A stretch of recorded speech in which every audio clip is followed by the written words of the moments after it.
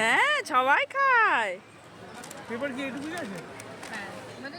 শনিবার সারাটা দিন বৃষ্টি হওয়ার জন্য আমাদের রবিবারের যে প্ল্যানটা ক্যান্সেল হয়ে গিয়েছিল, হঠাৎ করে রবিবারের সকালেই রোদেলা ঝলমলে আকাশ দেখে সেই প্ল্যানটা রিশিডিউল হয়। তো সেই মতো আমরা কয়েকজন মিলে বেরিয়ে পড়েছিলাম কলকাতার উদ্দেশ্যে। হাতের কাছে টুকিটাকি খাবার নিয়ে ব্যান্ডেল হাওড়া লোকালে হাওড়া তো গিয়ে পৌঁছলাম, কিন্তু খেয়ালই ছিল না যে সানডে মেট্রো 2টো থেকে চালু হয়। অগত্যা বাস ধরে গিয়ে পৌঁছলাম আমরা আলিপুর চিড়িয়াখানা। প্রবেশ মূল্য ছিল 50 টাকা। সেই ছোটোবেলায় মা বাবার হাত ধরে এসেছিলাম, বহুদিন পর আসা, কিছুই মনে নেই। তো সেই জন্য একটা গাইড বুক নিয়ে নিয়েছিলাম, 10 টাকা বা 20 টাকা সামথিং নিয়েছিল।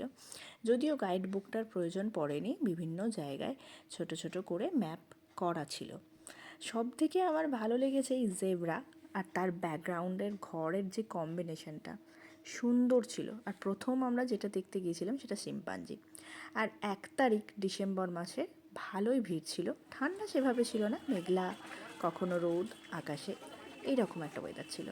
ছেলে তো আমার হাত ধরবে না, সে হেঁটে হেঁটেই দেখবে ভাল্লুক। মুড়ি, চানাচুর, পেঁয়াজ, শসা এইগুলো ছাড়া আমরা সেভাবে, মানে বিস্কিট বা বাবুয়ের খাবার ছাড়া আমরা সেভাবে কোনো খাবার আনতে পারিনি। তাই সেই জন্য ফুড কোর্টে হালকা ফুলকা খাবার খেয়ে নিচ্ছিলাম, যেমন পিৎজা, বার্গার, স্যান্ডউইচ, এগুলো ছিল 50-60 টাকা থেকে স্টার্টিং ছিল। আইসক্রিম, ভেলপুরি, ঝালমুড়ি সবই ছিল। সেটা খেয়ে কৃষ্ণসার হরিণ দেখতে দেখতে রেপটাইল হাউসের দিকে এগোলাম। ছোটোবেলায় এখানে এসে আমি তক্ষক সাপ দেখেছিলাম, এখন অবশ্য সেসব কিছু আমি দেখতে পাইনি, তবে অনেকটাই সাজিয়ে গুছিয়ে রাখার প্রস্তুতি রয়েছে। তবে এখন যেটা শুনছিলাম যে ছোটো খাঁচার, অপেক্ষাকৃত ছোটো খাঁচার মধ্য দিয়ে মানুষ যাবে আর বাইরের বৃহত্তর খাঁচায় পাখিরা থাকবে, ছাড়া তো নয়, বৃহত্তর খাঁচায়, সেটা কিন্তু তৈরি হচ্ছে, আমরা দেখতে পাইনি। আর দেখতে দেখতে এই কটেজটা আমার খুব সুন্দর লাগলো, ঠিক চিতাবাঘের উল্টো দিকটাতে ছিল, সেটাই দেখছিলাম। আর ছেলে আমার বাবার কোলে কোলে ঘুরছে, আমি খুব একটা বেশি কোলে নিতে পারি না। আর ওই দেখো চিতাবাঘটা শুয়ে রোদ পোয়াচ্ছিল।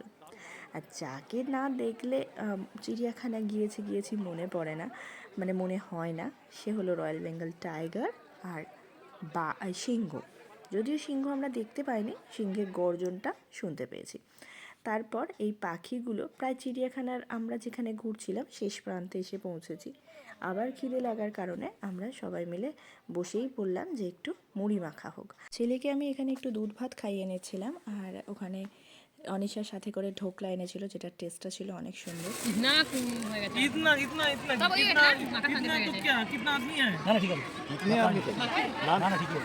প্রায় 2:30 বাজতে চলেছিল, আর চারিদিকে এভাবেই সবাই খেতে বসেছে পিকনিকের মতো, বেশ ভালো লাগছিল।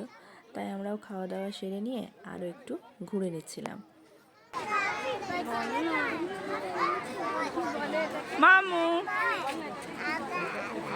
ও না হাতা, হায় হায় হায়। একটা দিনের ছুটি কাটানোর মতো বাড়িতে বাচ্চা থাকলে বা নিজেরাও চলে আসা যেতেই পারে। সময়টা যে কিভাবে সকাল থেকে বিকাল পর্যন্ত কেটে যাবে ধরতেও পারা যায় না। প্রতিটা জীবজন্তুই আমরা ভালোভাবে দেখতে পেয়েছি, আর প্রতিটা জিনিসের ভিডিও দেওয়া সম্ভব নয়, দেখতে ভালোও লাগবে না। তাই ইচ্ছা হলে আপনারা অবশ্যই একবার ঘুরে আসতে পারেন। ঠান্ডা পড়ার আগে আর ভিড় হওয়ার আগে আমি আমার ছেলেটাকে নিয়ে সেই কারণেই ঘুরে গেলাম।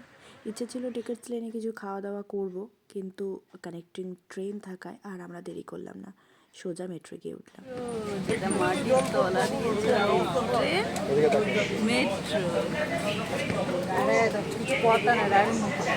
বাচ্চা থাকলে বাড়িতে তার সঙ্গে মা বাবারও শৈশব দর্শন হয়ে যায়। যাই হোক, মাম্মুর আজকে এই প্রথম কলকাতা দর্শন, মেট্রো দর্শন, চিড়িয়াখানা দর্শন, সাথে এসকালেটারও। চলো তাহলে আজ এটুকুই, ভালো থেকো।